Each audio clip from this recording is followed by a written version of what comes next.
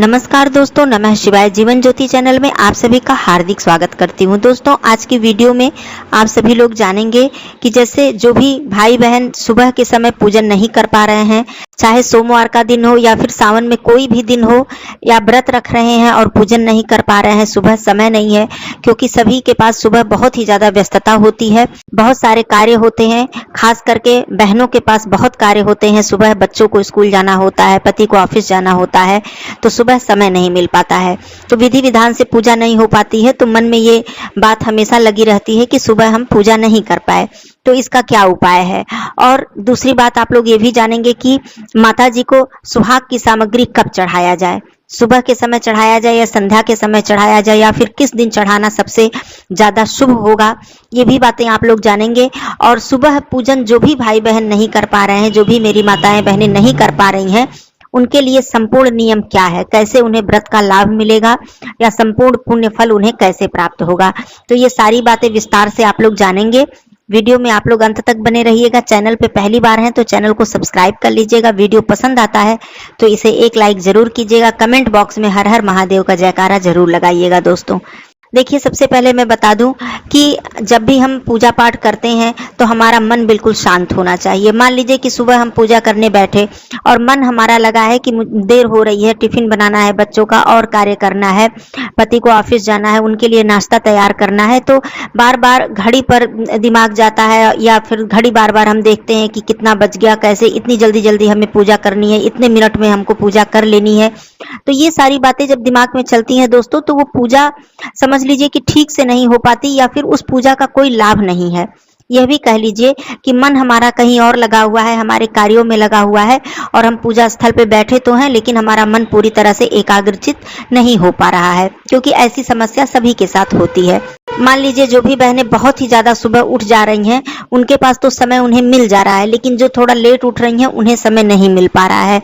तो ऐसे में आप लोग क्या करें? देखिए, कोई भी संशय मत रखिए, किसी भी प्रकार की दुविधा मत रखिए, और ये भी मत सोचिए कि सुबह हम पूजा नहीं कर पा रहे हैं तो हमारा व्रत कैसे पूर्ण होगा, हमारी पूजा कैसे सफल होगी। कोई बात नहीं है। जो आपका कर्म है, जो आपका कर्तव्य है, वो सबसे बड़ी पूजा है आपकी। ये मान के चलिए कि जो आप अपने घर में अपने पति, बच्चे और परिवार के लिए कर्तव्य निभा रही हैं, वो सबसे बड़ी पूजा है। भगवान उस पूजा को देखकर प्रसन्न होते हैं। तो सुबह मान लीजिए आपके पास समय नहीं है, आप स्नान आदि करके धूप दीप आप कर दीजिए, जिसमें कि बहुत थोड़ा समय लगता है। भगवान के समक्ष बैठकर प्रणाम कर लीजिए। और यदि आप व्रत रख रही हैं, उस दिन आपका 16 सोमवार का व्रत धारण कर रही हैं, या फिर सावन सोमवार का व्रत धारण कर रही हैं, तो व्रत का संकल्प ले लीजिए, और धूप दीप करके कुछ भोग प्रसाद रख के आप 1 मिनट में 2 मिनट में आप वहां से आ जाइए, अपने कार्य में लग जाइए। अब बात मैं बताती हूँ कि जो पूजा आपकी अधूरी रह गई, आप कथा नहीं कर पाई, आरती नहीं कर पाई, तो इसके लिए आप समय निकालिए। संध्या के समय दीपक जरूर मंदिर में जलाइए, धूप दीप जरूर कीजिए, भोग प्रसाद जरूर अर्पित कीजिए। ऐसा नहीं है कि बिल्कुल ही पूजा स्थल पर जाएं ही ना, समय नहीं है तो बिल्कुल ही पूजा ना करें, ऐसा बिल्कुल नहीं करना है आपको। इतनी पूजा तो आपको करनी ही है, थोड़ा सा समय निकालकर। अब संध्या के समय, जहां तक व्रत की बात है, तो संध्या के समय आप स्नान आदि करके पूरी पूजन सामग्री लेकर आप मंदिर जाकर वहां पर आप विधि विधान से पूजा अर्चना कर सकती हैं। कथा का श्रवण भी कर सकती हैं। वैसे तो नियम सुबह के समय कथा का श्रवण करना होता है कि जब हम व्रत का संकल्प लेते हैं, पूजन अर्चन करते हैं, फिर अंतिम में कथा का श्रवण करते हैं या पढ़ते हैं, उसके बाद आरती करते हैं। लेकिन मान लीजिए समय नहीं है तो ऐसी कोई बात नहीं है, आप संध्या के समय भी मंदिर जाकर विधि विधान से पूजन अर्चन करके, और आप चाहें तो मंदिर में भी कथा की पुस्तक ले जाएं, या जैसे भी आप मोबाइल में सुनती हो या किसी और से सुनती हो, तो आप मंदिर में भी कथा का श्रवण कर सकती हैं, मंदिर में आरती कर सकती हैं, वहां पर भोग प्रसाद अर्पित कर सकती हैं, मंदिर में बैठकर मंत्रों का जप कर सकती हैं। या फिर बहुत देर का समय नहीं आप वहां पर दे पा रही हैं, तो मंदिर जाकर पूजन अर्चन कर लीजिए, धूप दीप अर्पित करके आप घर आकर अपना विधि विधान से पूजन अर्चन कर सकती हैं। एक दीपक जलाकर कलश में जल रखकर कथा का श्रवण भी कर सकती हैं। इससे आपकी पूजा पूर्ण हो जाएगी। इसमें कोई संशय नहीं है कि सुबह के समय आपने पूजा नहीं की तो संध्या के समय कैसे करें। लेकिन एक नियम और भी है कि मान लीजिए आप व्रत नहीं रख रहे हैं, जो भी भाई बहन है व्रत नहीं रख रहे हैं, तो संध्या का पूजन उन्हें करना है सोमवार के दिन, तो उन्हें सात्विक रहना होगा। अर्थात कहने का मतलब है, इस दिन लहसुन प्याज का प्रयोग न करें, आप लोग सात्विक भोजन ग्रहण करें। मांस मदिरा के बारे में तो सोचना भी नहीं है। पूरे सावन माह में, चाहे सोमवार हो या कोई भी दिन हो, 2 माह का सावन है। पूरे सावन माह में, मलमास में आप लोग बिल्कुल भी अपने घर में मांस मदिरा बिल्कुल न लाएं। कोई भी परिवार के सदस्य मांस मदिरा का सेवन न करें, चाहे व्रत रख रहे हो, न रख रहे हो, पूजा कर रहे हो या न कर रहे हो, लेकिन ऐसी गलती आप लोग नहीं करेंगे। ये भी एक नियम है। तो आप लोग जब संध्या का पूजन करना चाह रहे हैं, सुबह नहीं समय है, तो आप लोग सात्विक रहकर स्नान आदि करके संध्या के समय विधि विधान से पूजन करिए। आपको पूरी संतुष्टि मिलेगी और मन भी आपका बिल्कुल शांत होगा, क्योंकि आपको उस समय किसी भी प्रकार की जल्दीबाजी नहीं होगी और मन आपका एकाग्रचित रहेगा। तो इस पूजा से आपको विशेष लाभ मिलेगा। दूसरी बात, बहनें श्रृंगार की सामग्री कब चढ़ाएं? क्योंकि सावन का जो महीना है, इसमें हर दिन बहुत ही शुभ और पवित्र दिन होता है। ऐसा नहीं है कि यह दिन खास है और यह दिन खास नहीं है, क्योंकि सावन का महीना है। सावन का शुरू से लेकर अंत तक पूरा जितने भी दिन है सावन में, इस बार तो 2 माह का है, लेकिन जितने भी दिन सावन में पड़ रहे हैं वो सब भगवान भोलेनाथ जी को बहुत ही ज्यादा प्रिय है।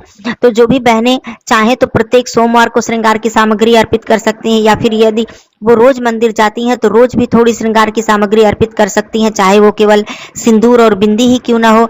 या फिर मान लीजिए सोमवार को नहीं कर पा रही हैं तो जो शिवरात्रि पड़ेगी, जो मासिक शिवरात्रि आती है, तो सावन की शिवरात्रि बहुत ही ज्यादा महत्व रखती है। जिस प्रकार से महाशिवरात्रि का बहुत ही ज्यादा महत्व है, उसी प्रकार से सावन शिवरात्रि का भी बहुत ही ज्यादा महत्व है। तो आप लोग सावन शिवरात्रि के दिन भी जाकर मंदिर में सुहाग की सामग्री मां पार्वती जी को अर्पित कर सकती हैं, और बाबा भोलेनाथ जी को भी वस्त्र, जल का पात्र इत्यादि आप लोग अर्पित कर सकती हैं सावन शिवरात्रि के दिन, क्योंकि इसका बहुत ही अधिक महत्व होता है सावन के महीने में। तो ये कार्य आप लोग इस दिन भी कर सकती हैं, और वैसे तो कभी भी कर सकती हैं, किसी भी दिन आप सुहाग की सामग्री अर्पित कर सकती हैं।